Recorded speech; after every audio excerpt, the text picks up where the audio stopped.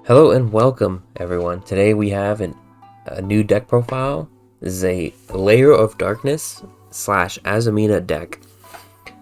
The two decks don't have like insane synergy with each other, but there's a few overlapping parts of them that make them really cool. So Deception of the Sinful Spoils has to tribute a monster for cost, meaning if Lair's on the field, you can tribute your opponent's monster for cost, and then add your Azamina spell, or Azamina card, whatever. And that's pretty cool. That's kind of cool. And that's the initial inspiration I had for the deck. And then like I slowly realized some other cool things. Diabellstar's 25 over 2000 stats are good for all three of the main viruses: Deck, Dev, Eradicator, and Full Force. That's really cool, and it triggers her effect on the opponent's turn to send another card and then come back and then set another card. So you can set some follow-up or set something for the next turn, which is really neat, and I actually quite like that. And Ahrima actually has another effect, and when you tribute a dark monster, if you tribute itself, you draw a card. If you tribute another dark monster on the field, you get to add a dark monster with 2000 or more defense, being Diabellstar. And all these all these little interactions, they end up compounding over a duel, and you start like kind of steamrolling in at advantage, especially with the viruses in play. So I found it to be a very cool and interesting playstyle. And there's also some like normal traps in the Sinful Spoils arsenal and the Azamina arsenal that are pretty useful as well. And yeah, I ended up coming up with a cool build. I've been testing out a lot of different things, but this is what I ended up deciding on. So we have 3 Lilith. Lilith is like one of the main all of the main Lair monsters are all very good. Like the OG like structure deck on release new cards. Lilith being extraordinarily good. You contribute on a quick effect. You contribute a dark monster, reveal 3 normal traps from your deck, and your opponent randomly chooses one for you to set to your field. Very simple effect. Very, very. It's a little weird because you have to have 3. You have to, like, if you have 2 normal traps left in your deck, you can't activate this. That's like never gonna happen.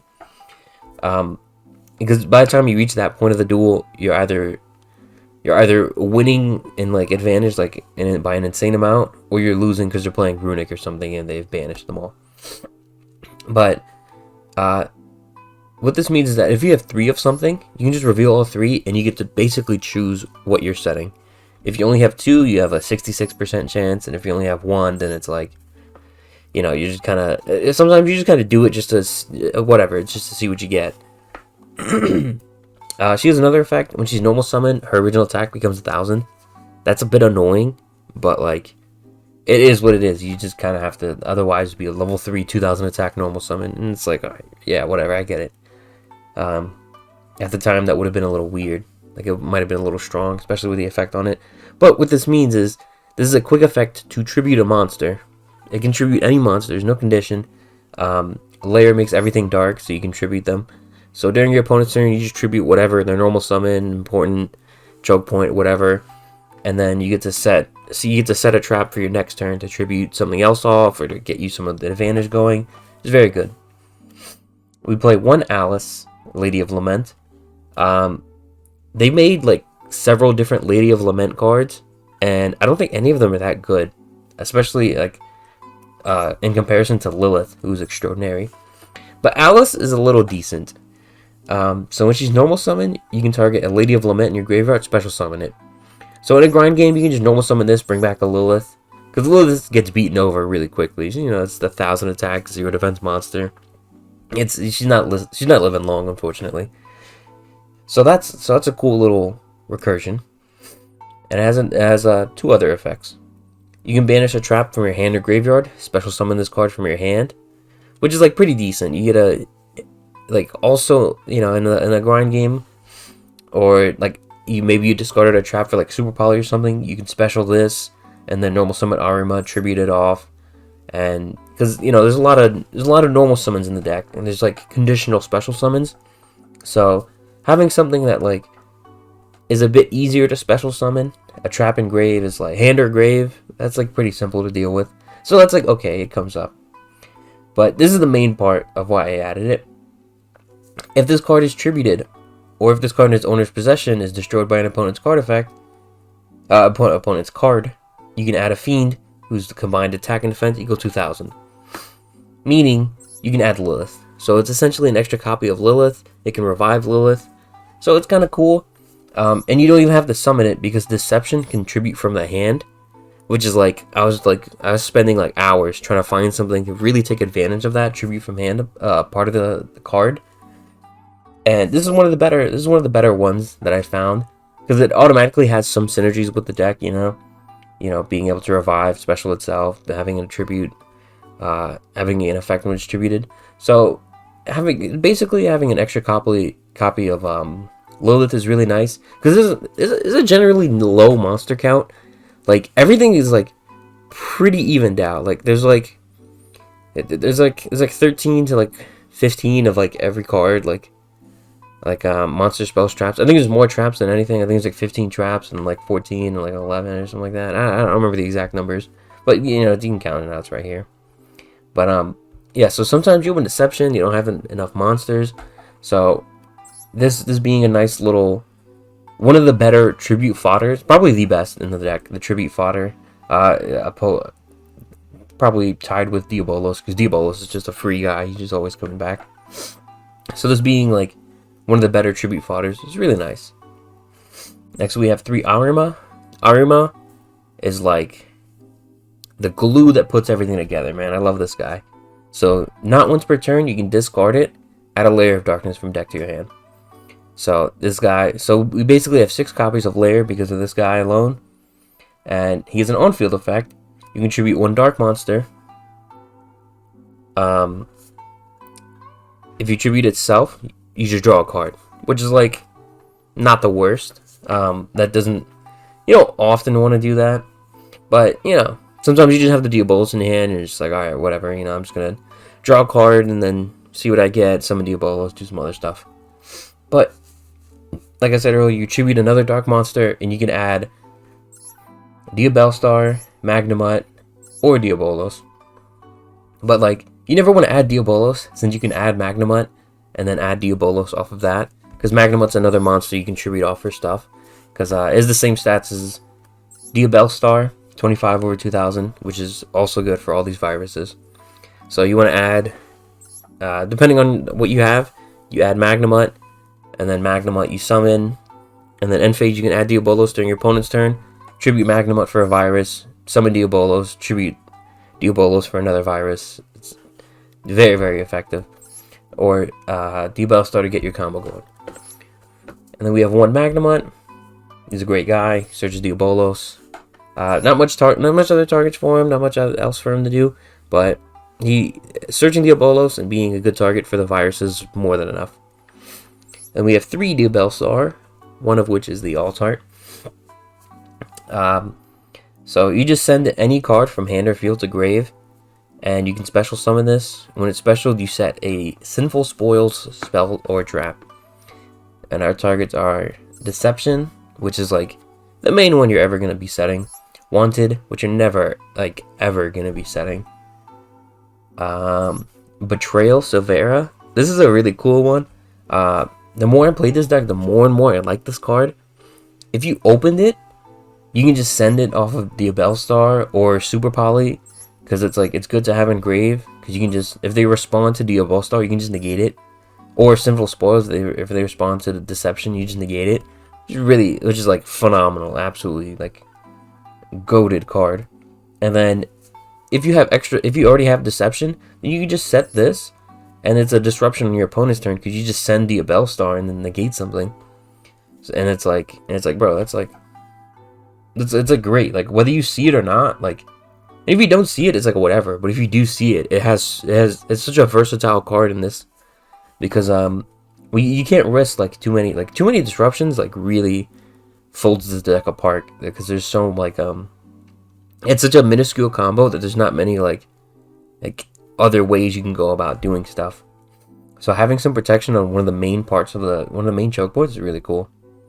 And then we have one Slumber Morian to this is just an extra disruption, and you can bring it back. You can bring it back twice. You can basically use it twice because you can bring it back. So it's pretty cool. It's an extra card you can for Diabellstar. You can also send it and then bring it back. It's a neat little card, and yeah, like these are all the targets you can set. Mainly it's going to be Deception. If you have Deception already, then it's going to probably be Betrayal. And if you have a combination of both, then you can get Slumber. So it works out pretty neat. It works out pretty nice, especially on your opponent's turn. When you summon her back, you can set one of these for your turn, because you can go, all right, well, he's probably still going to end on X monster, but I can book it with Slumber or bait out a negate with Slumber, and then start doing some other stuff. So yeah, Diabellstar is really cool, and this alt art's really neat. I really like the big hats, and this hat definitely does it for me. 3 Darkest Diabolos. He's like, oddly enough, he's like the boss monster. Usually you don't want to play 3. 3 seems like a bit much, but I feel like in this build it's kind of nice because Deception lets you tribute stuff from the hand, and we don't have like a ton of ways to search him out. Like, we don't want to use our Ahrima search for him. Magnoid's a 1-of, so you know that's as reliable as it can be. And you know, just hard opening him is not that bad. It's great.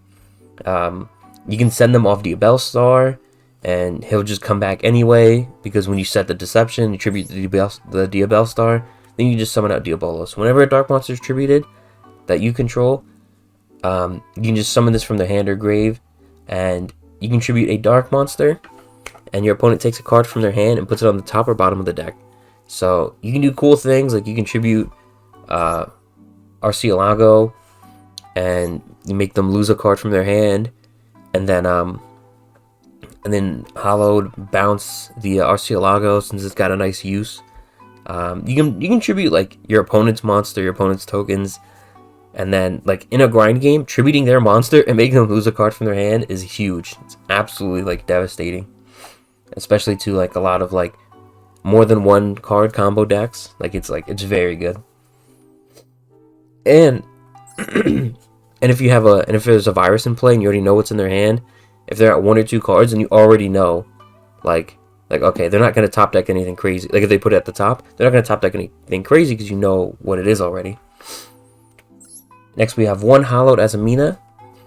This is the main fusion, quote unquote fusion spell. Like it fuses in a very weird way. You use like spells and traps to fuse. It's a very strange mechanic, but you send like Sinful Spoils cards. Mainly just spells and traps. We don't have any Sinful Spoil monsters in this deck. So you send the Sinful Spoils, spells, and traps. And we only have the 1 target fusions. So you send 1, and then you fuse into one of these guys. And then you can bounce one of the Azamina fusions from your graveyard or field. And you can add this back to your hand. And this isn't once per turn to fuse, but it's once per turn to add back. So you can fuse into... Typically you want to fuse into Arcielago, search for a Wanted, and then bounce Arcielago back from field to grave. Hopefully you can get him into grave so you get a nice little usage out of him, extra usage out of him. And then you activate Hollowed Azamina, chain the Wanted, and then you get to add a Diabellstar for follow-up, and then send the Wanted that's face up on the field, and end on Ilia Sylvia, because she is a negate. So it's it's actually one of 3 Azamina fusion cards. The other one's a quick play spell, but it doesn't really come up that often, and I didn't find myself like absolutely like loving it. So I tested it and I cut it, and I put in the trap. The trap's pretty neat, but this is like the main one. This lets you basically fuse twice on your turn, and you just get value. You just get so much value off of these monsters because they just have a lot. Like searching for a Sinful Spoils card, Azamina or Sinful Spoils, and then when it's destroyed, you get to add a Sinful Spoils. So you can just crash it, and then get another search, and then bounce it, which is really neat. And then Ilia Sylvia is our negate, which is nice to have on this Ben board. And yeah, Hallowed Azamina is a pretty neat card. Next we have 3 Lair of Darkness. This is like one of the main things of the deck. Everything on the field becomes dark, which like in random matchups is really good, especially against Fiendsmith.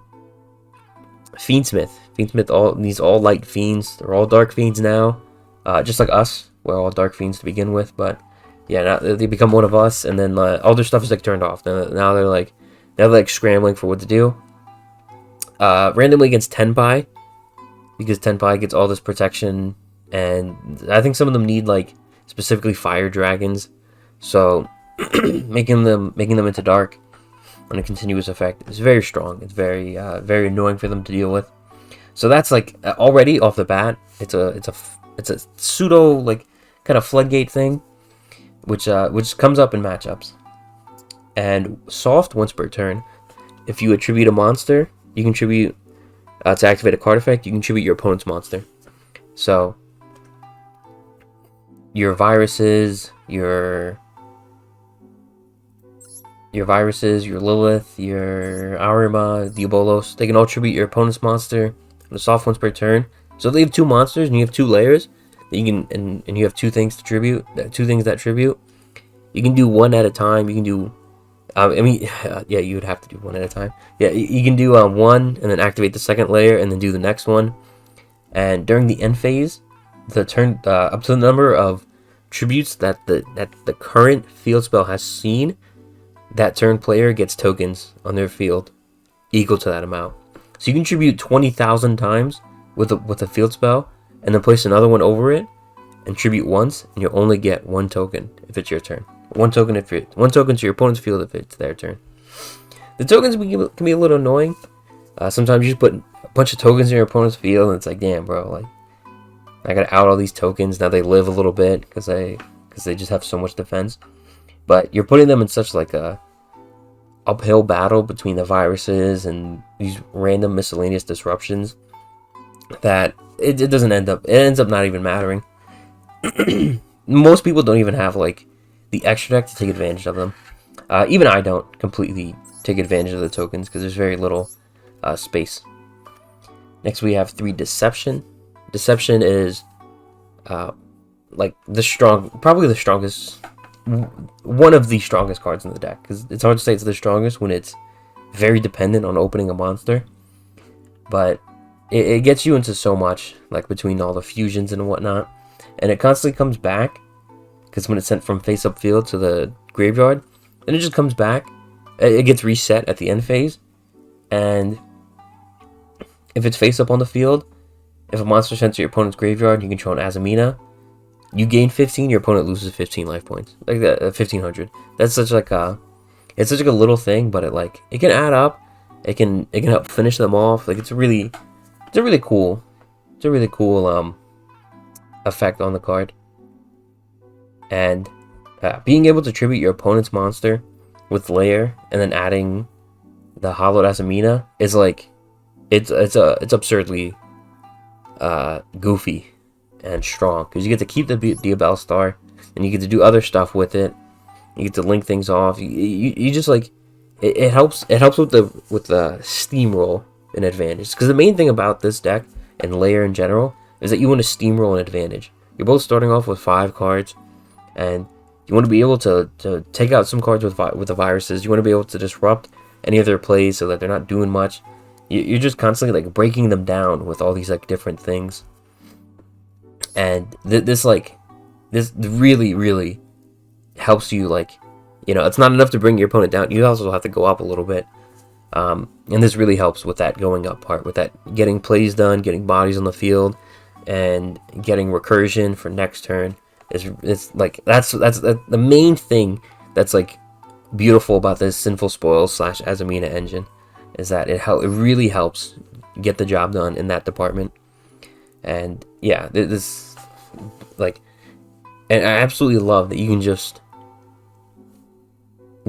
tribute from the hand. You don't have to commit things to the field, so you can tribute Diabolos and Alice and get their things going. If you open more than 1 normal summon, then you can just tribute the other one in your hand. Like like that part of it's so cool to me. And yeah, it's why I absolutely, it's what really made me want to build the deck. So Cool stuff. Next we have 3 super polymerization. Because of Lair, everything's dark, so this card's like always live essentially. And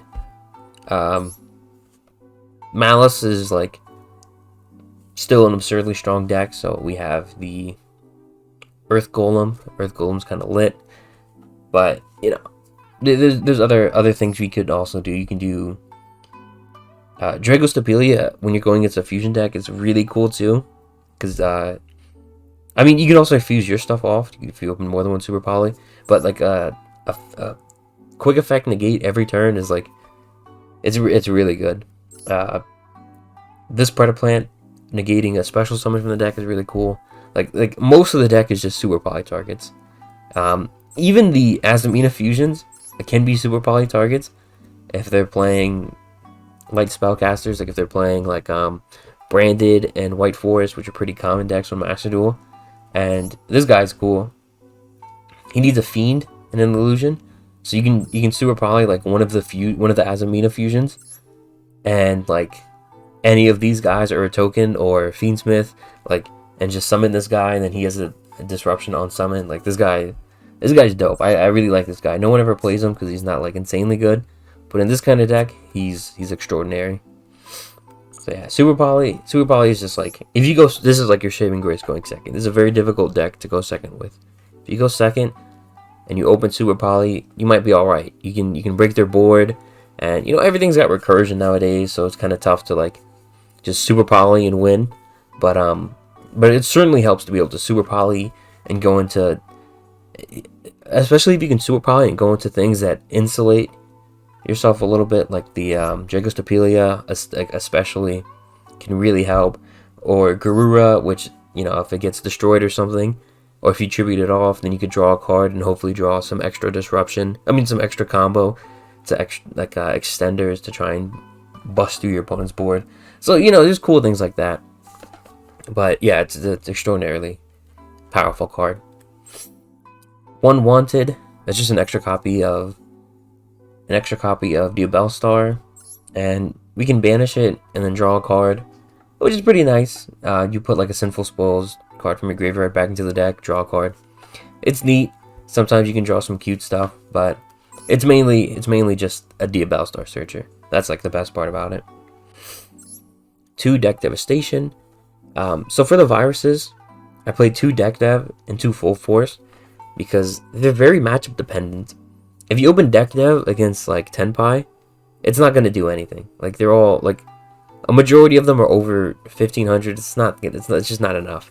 But if you open Full Force against Tenpai, you're in. Like all their monsters are very low in defense. But then if you go against like a deck with like high defense points, like I think some of the like the Tenyis and Sword Souls have like decent defense points. Like Full Force isn't doing much, but Deck Dev is doing much. So like it's very like matchup dependent. Sometimes it's very just like hand dependent. Like you really don't know. Like Deck Dev destroys most hand traps, and then Full Force destroys like some hand traps. Like you have to like bounce between the two. But like you don't really have a full choice over that because you never know what they're playing. So you just kind of I just kind of run 2 and 2 because Eradicator is like the big one. That's like if you kill off their spell cards, like I'm talking draw phase, call spells, like it's powerful, it's strong. You have to do it like right away because if they open like back road like removal, like you get to see what's going on and you get to plan things out accordingly what their hand is. And if they open any back row removal, anything like that, the spell cards are usually the strongest, so you get those out right away. I have Eradicated, called spells, a hand literally 6 cards full of spell cards. I have Eradicator, called spells, a hand 6 cards full of trap cards. Like, it happens, dude. Like, deck dev with monsters with like low defense, high attack, and it's like it's a Castira. It's like, damn, bro. Like I'm not gonna hit any. Like nothing's gone. It happens. Like some of the viruses whiff. Some of them they put in absolute work. They clear out an entire hand.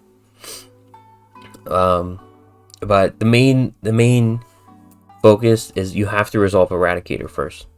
Deck Dev or Full Force, that comes second. They can once they normal summon, or once they drop something on the field, that's when you can deck dev or full force and then clear out their normal summon before they start linking it off or whatever. You have to play a little more slowly with these, and they're not always as impactful. I feel like Eradicator is just much stronger, like generically. So yeah, I played 2 and 2 because you don't always need it off of Lilith. It's just like whatever. Like, it's like if you already have the Eradicator, then you can just go, all right, yeah, I'll just go 2 deck dev and 1 full force, kill off any hand traps if they have any, if they top deck any, so that, you know, I win the grind game because they can't stop me with anything, or I have full force because it seems like it's better against their deck, whatever. Next we have 3 Metaverse, which is essentially 3 extra copies of the field spell, because we can play a little slowly, it's fine, but it's guaranteed off of the Lilith, which is the most important part about it. So if anything, you can go Lilith, tribute something, set a Metaverse. Now your Lairs, now you can activate it on your opponent's turn, and you can set up Lair on your opponent's turn. You can tribute something off during their turn, and it's like, all right, now we have a good amount of copies of the field spell. Even with 3 Ahrima, 3 field spell, 3 Metaverse is slow, and if they don't have Ash on your turn, there's a chance they could top deck Ash. So it's like, you know, it's a little risky.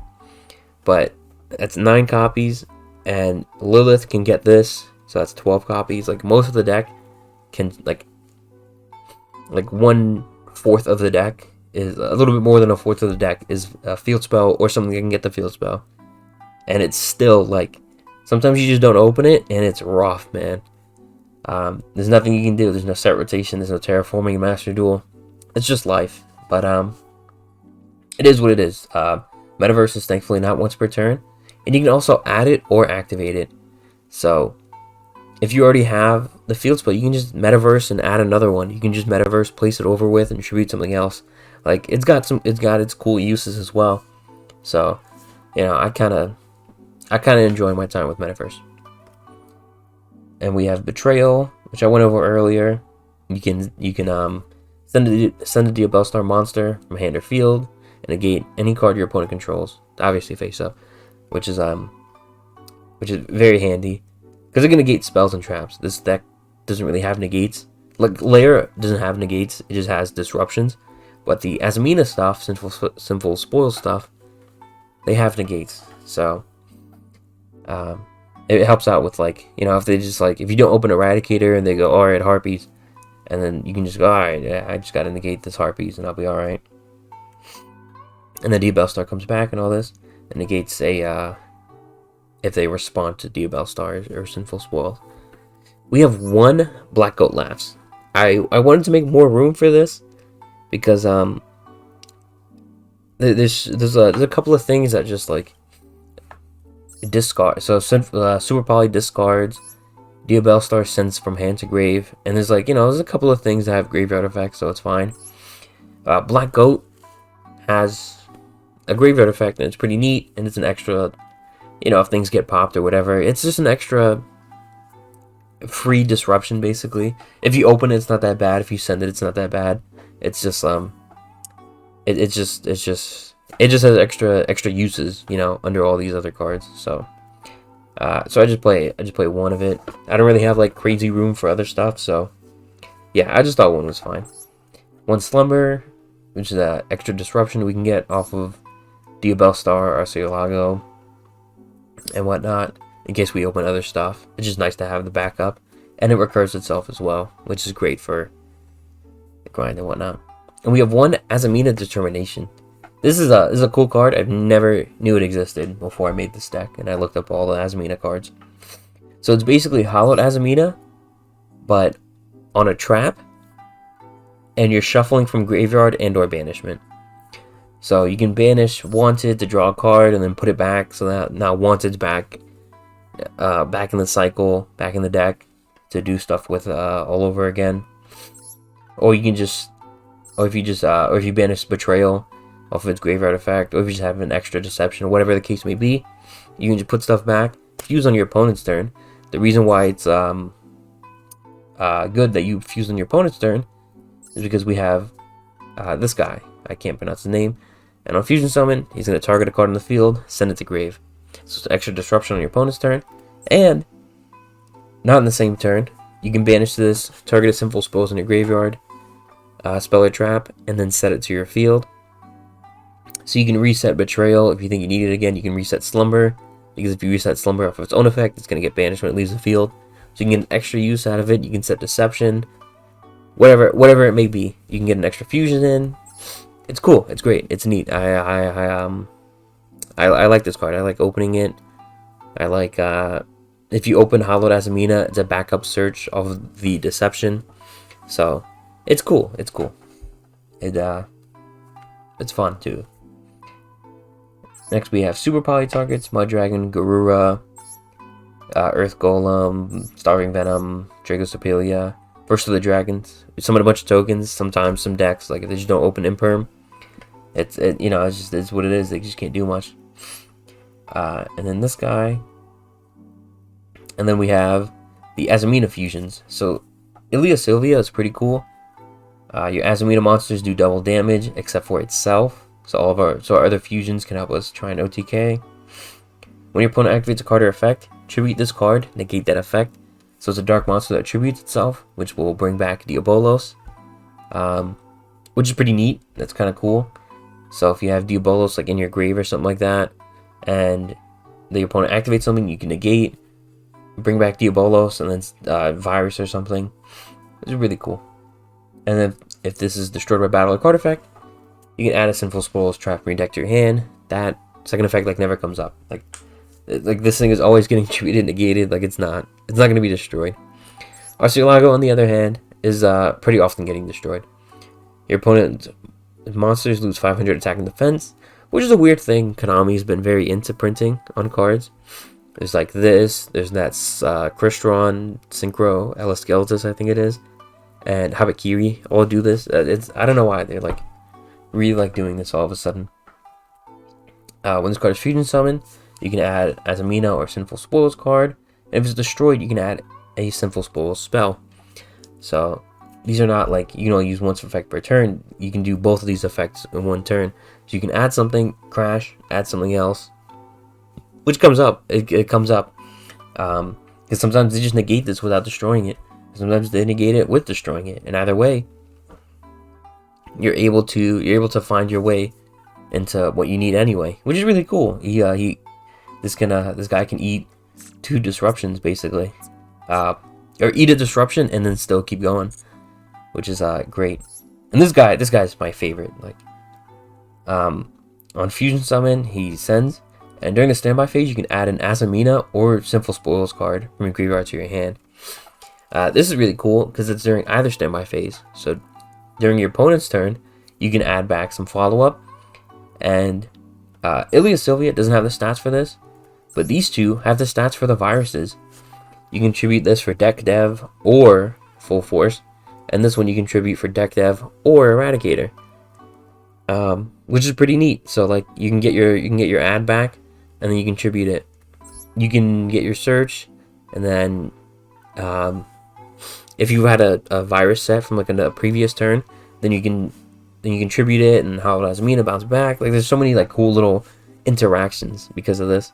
And you don't even need Lair. These guys are already darks, so you can just virus with them if something happens, which is really neat. Play 1 Typhon. In a slow, like grindy deck like this, Typhon comes up a lot and is really good. And he's also a target for all the viruses. And yeah, he just you just put anything on the board and you just make them. Like nothing locks you into anything except for like Typhon itself. Nothing else locks you. So at any point you can just make a Typhon and just clear stuff out. Yeah, he's just a great guy. We play a small link package, a very, very small link package. So if you have tokens on the field, if you have 2 tokens, you can link one for Link Spider, and then link both of them for Beat Cop. And what Beat Cop lets you do is it lets you, it's a extra deck monster that lets you tribute a monster. So you tribute a monster and then put a counter on it, and that card with the counter, if it would be destroyed by battle or card effect once, you can just take that counter off. So you contribute your opponent's monster, and then put a counter on Lair to protect it. Now they have an even harder time to get rid of it. And it comes up pretty often. B-Comp's really good. You can tribute itself, so now Diabollos, and then tribute their monster. It's just a good generic link monster to go into. But for this effect, you have to use 2 darks with different names. That's why we put the link spider, so we can link off one of the tokens.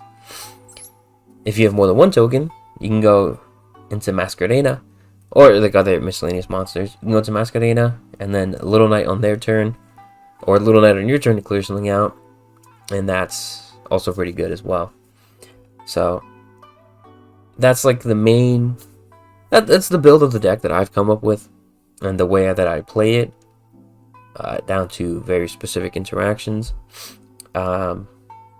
There's a lot of like different things you could play. There's like other Azamina cards. You can go heavier into Azamina and Sinful spoil stuff. You can even run some more Diabellstar stuff.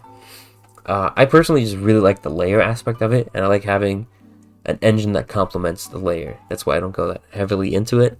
It's also a very expensive deck. Just for something that's fun, there's like at least like 15 URs here. It's like kind of insane. But if you already have one, then you know, making the other one's not that insane. It is hard to justify some of this stuff though. Like, not many other decks are gonna play Metaverse.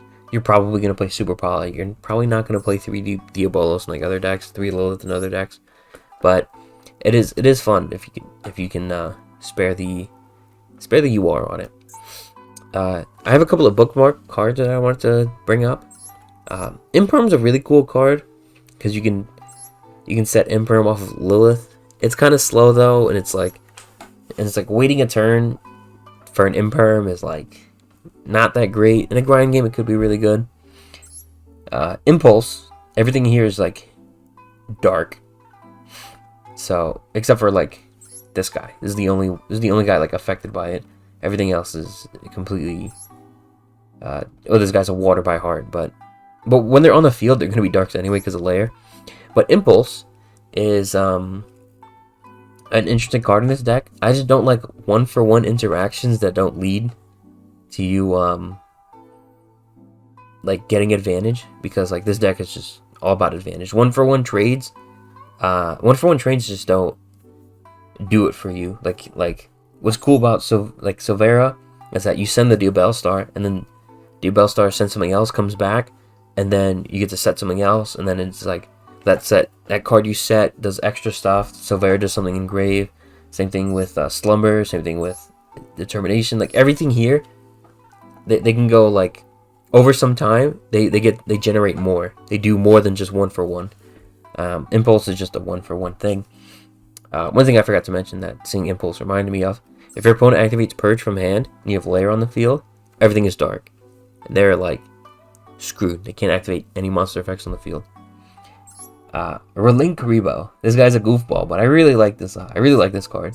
He's got an interesting design in terms of Karibos, and he's got a cool effect. If this card is tributed, draw 1 card, not once per turn. If your monster would be destroyed by battle, you can banish this card from your graveyard instead. Also a cool guy. So I thought he'd be a cool guy to run off of for Deception, because you need more monsters in this kind of build. If you open Deception in this guy, you can tribute this, add Hallowed Azamina, and then draw a card. It's pretty cool. It's pretty neat. I like that. And when it's engraved, they try to destroy something by battle. They try to run over your Lilith or whatever. You can protect it. He's kind of like that. I'm not gonna lie. But then in testing, like if you don't open up Deception in this, like if you open up this with no Deception, it's absolutely terrible. Like it does absolutely nothing. There's nothing else you contribute it for, because you don't have 2 normal summons. You can't normal summon Ahrima and tribute this, or Lilith. Like it just like it's like Deception or bust. And I was like, all right, I can't justify this. Absolute King and Backjack. Similar thing. So you can tribute it in the hand off of Deception, and then you can excavate the top 3, and then you can be like, all right, I have a Eradicator, so I'm just gonna Hallowed Azamina for Ilia Sylvia, and then put the Eradicator on top, and then I have Diabolos or whatever I have, and then I can use it next turn. But I was like, this guy's kind of specific, and if you like, you can't like Hallowed Azamina for Arceolago after you do this, because you're gonna shuffle your deck, and it's like, oh damn, I don't know if I'm gonna hit something now. So I ultimately didn't end up playing him for that, but I thought it was an interesting idea. So yeah, these are some other ones. Imperm's probably not that good. It's probably like Silvera's probably better in the long run.